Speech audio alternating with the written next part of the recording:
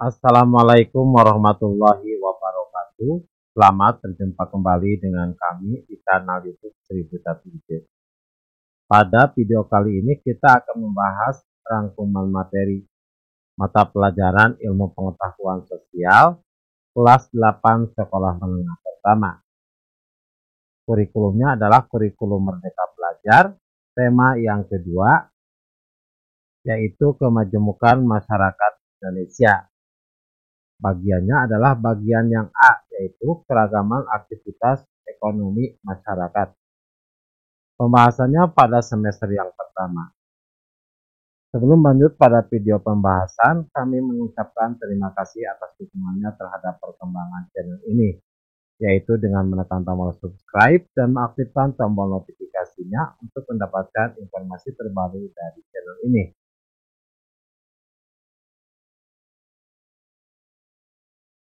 Cuaca dan iklim.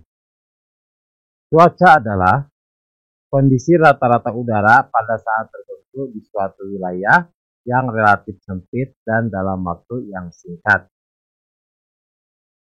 Iklim merupakan kondisi cuaca rata-rata tahunan pada suatu wilayah yang luas. Misal, Indonesia memiliki iklim tropis yang memiliki dua musim, yaitu musim hujan dan musim kemarau. Musim hujan terjadi pada bulan Oktober sampai dengan Maret, sedangkan musim kemarau terjadi pada bulan April sampai dengan September.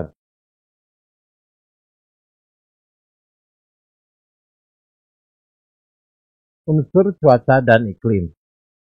Unsur cuaca dan iklim yaitu penyinaran matahari, suhu, kelembaban udara, angin, curah hujan.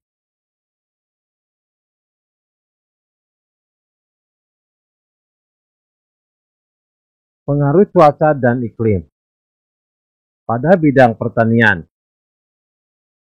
Menentukan waktu tanam dan jenis tanam yang sesuai dalam kehidupan manusia. Dalam bidang perhubungan, cuaca, suhu, arah dan kecepatan angin, awan dan kabut sangat memengaruhi kelancaran jalur penerbangan. Selain berpengaruh terhadap penerbangan, faktor cuaca dan iklim berpengaruh pula terhadap transportasi laut, seperti arah dan kecepatan angin, tinggi gelombang, badai, dan lain-lain.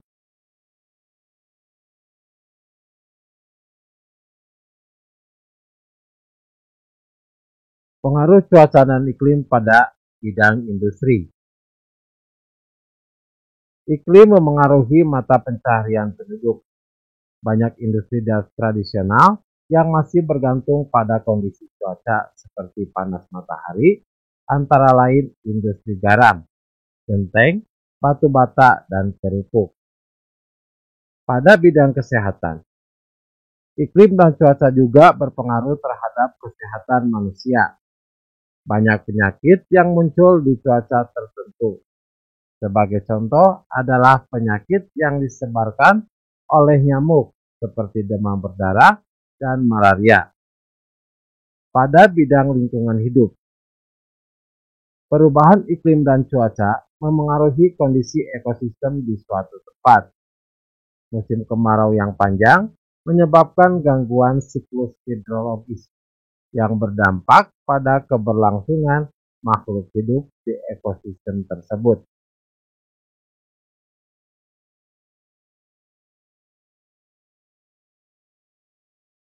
Bentuk muka bumi. Perubahan bentuk muka bumi dipengaruhi oleh tenaga eksogen dan tenaga endogen. Yang pertama, tenaga endogen. Tenaga yang berasal di dalam perut bumi, sehingga mengakibatkan pergerakan kulit bumi. Tenaga endogen meliputi vulkanisme atau aktivitas gunung api, tektonisme atau aktivitas gerakan lapisan bumi, dan seisme. Yang kedua, tenaga eksogen. Tenaga yang berasal dari luar bumi, artinya tenaga yang berasal dari atas permukaan bumi, seperti kegiatan manusia yang membentuk permukaan bumi berupa air, angin, organisme, sinar matahari, dan es.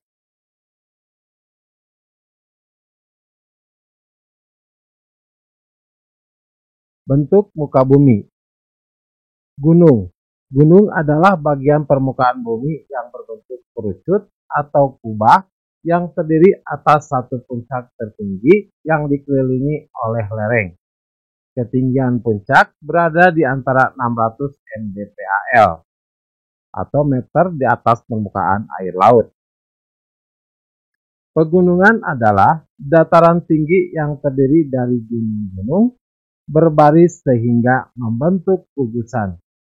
Pegunungan biasanya memiliki tinggi lebih dari 1000 meter di atas permukaan air laut. Bukit adalah bagian permukaan bumi yang lebih tinggi dibandingkan daerah di sekitarnya, dengan ketinggian kurang dari 600 meter di atas permukaan laut. Bukit memiliki permukaan yang tidak curam.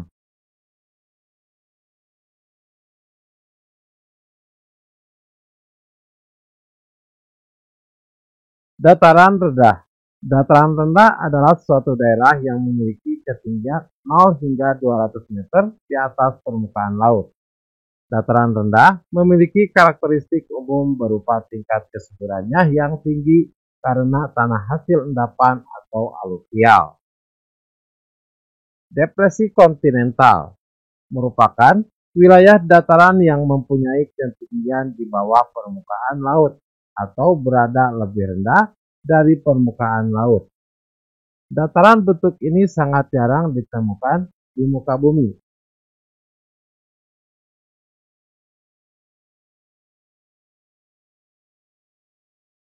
Aktivitas ekonomi.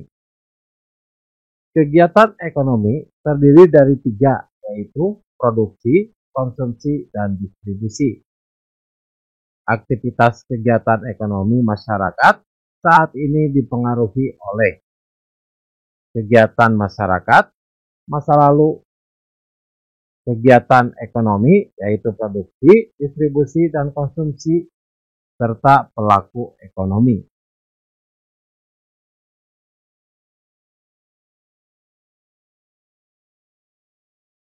Pemanfaatan lingkungan sekitar. Pemanfaatan lingkungan sekitar adalah suatu bentuk kegiatan untuk menggunakan, mengambil, dan mengolah bahan atau potensi yang ada di lingkungan sekitar. Pemanfaatan ini dapat berupa barang mentah, barang setengah jadi, dan barang jadi.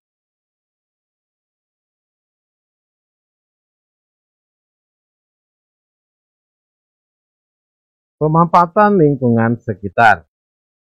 Barang mentah yang biasa dimanfaatkan dalam pemenuhan kebutuhan ekonomi seperti hasil pertanian, seperti sayur, beras, dan sebagainya.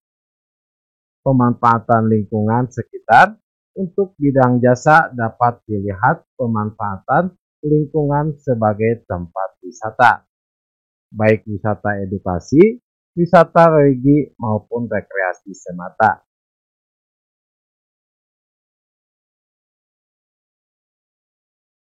Berikut adalah hal-hal yang harus dilakukan dalam memanfaatkan berbagai potensi di lingkungan sekitar.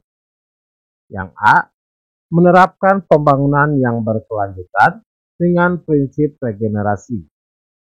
Yang B, mengambil segala bentuk potensi alam dengan memperhatikan analisis dampak lingkungan untuk generasi mendatang.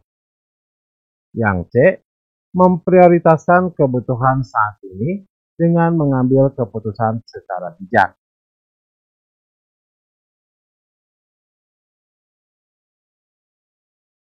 Perdagangan antar pulau. Perdagangan antar daerah atau antar pulau merupakan perdagangan yang dilakukan oleh penduduk atau lembaga suatu daerah atau pulau dengan penduduk atau lembaga suatu daerah atau pulau lain dalam satu batas wilayah negara atas dasar kesepakatan bersama.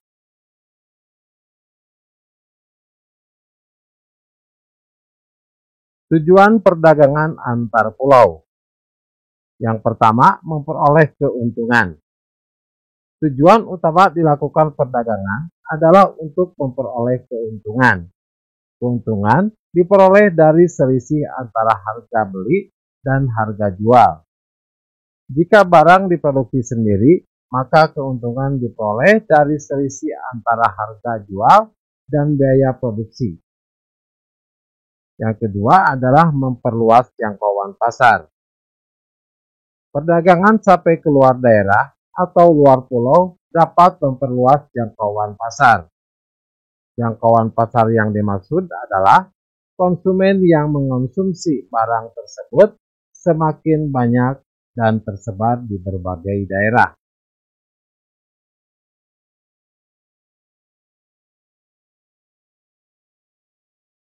Faktor pendorong perdagangan antar pulau. Yang pertama adalah perbedaan faktor produksi yang dimiliki. Perbedaan faktor produksi antara daerah satu dan yang lain mendorong perdagangan antar pulau. Yang kedua adalah perbedaan tingkat harga antar daerah. Perbedaan tingkat harga antar daerah juga mendorong terciptanya perdagangan antar daerah.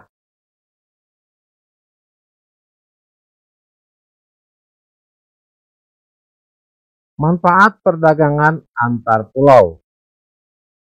Yang pertama, menyediakan alternatif alat pemuas kebutuhan konsumen. Adanya perdagangan antar daerah atau antar pulau, konsumen dapat menikmati produk yang tidak diproduksi di tempat tinggalnya. Yang kedua, meningkatkan produktivitas produsen. Meluasnya pemasaran produk akan menyebabkan permintaan atau pemesanan produk meningkat. Hal ini akan mendorong produsen untuk meningkatkan produksi sehingga meningkatkan produktivitas produsen. Yang ketiga adalah memperluas kesempatan kerja bagi masyarakat.